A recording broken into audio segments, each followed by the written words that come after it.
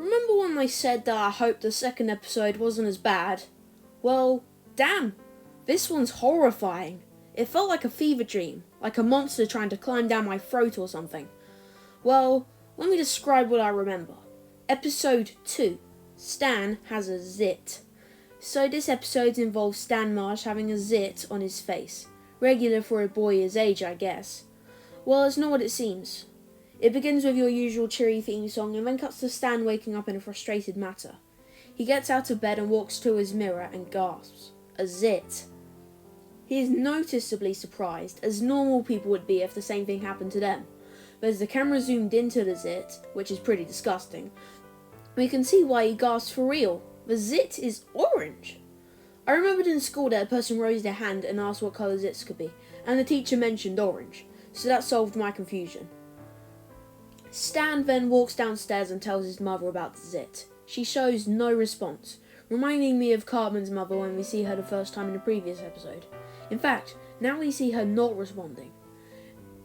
Stan walks up to her, not screaming like Eric, and looks at the state of her. Her eyes are red. I soon notice she is asleep, so her eyelids are red too. This was horrifying in a way, to say the least.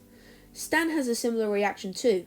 He stands there, staring intently at the terrible state of his mother.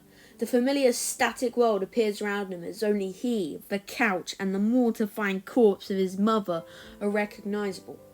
But then the static world vanishes and his mother wakes up, seeming perfectly normal. It made me wonder, did what just happened actually happen? I tried to forget it and replayed the video to see if it was real. It was! Anyways, Stan informs her of his zit again, and she says that Stan should try and hide it from the other boys, because she doesn't want her little boy to be bullied relentlessly to a horrible fate. That quote shocked me. Stan acknowledges her and puts a scarf around his neck before eating his breakfast and getting ready for school.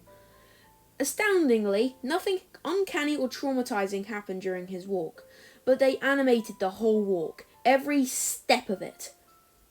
There's a weird way to shave time for a quick final scene, I guessed. And for the millionth time in this diary, I was right. Stan arrived at school and went into his classroom. Mr. Garrison announces a new student, even though, to the viewer and Stan, there is no new student. But then we go into a first-person view of Stan. Mr. Garrison is referring to Stan, even though Stan has been in the class many, many times. Kids, this is Kenny. Welcome, Kenny. Kenny? Kenny? Kenny. Kenny, quote unquote, sits down on a chair and math class begins. This is still in first person view. At some point, while Mr. Garrison is rambling on, Kenny falls asleep, and 20 seconds later, we are subject to Stan anxiously walking into the school toilets. He looks into the mirror. It is agonizing to say the least. He is Kenny. He is Kenny. However, Kenny is in his orange parka. Suddenly, the orange zit made sense. Some weird force turned Stan into Kenny through the zit, the normal Kenny, as opposed to the one on the menu screen. Then it hit me. This is where Kenny begins, the orange one. It was Stan all along. The original Kenny made him this way. About 10 seconds later, after this is revealed to me, another muffled voice rings through Kenny's face and barely says, "Hi, Kenny." Then Kenny falls over on his face. Then his body rolls over and we see it. No skin on his face. A dead hunk of flesh, eyes and teeth. Truly horrifying. Then the episode ends immediately. This is too much, I think. I need to get this off my chest. I have to take this all in. I'm now shuddering 10 hours after watching it still. I soon realised that the reason Kenny dies in every episode is because of what I just watched. His death is a form of torture. Every episode. I know this stuff down, obviously. I noticed that these two Kennys are different ones. The only one here who's called Kenny is the dead body that was once Stan.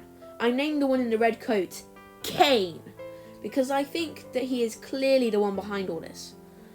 Because this is taking a toll on my mental health. I must take a break. I will report back next month for the next Nightmare in Stock.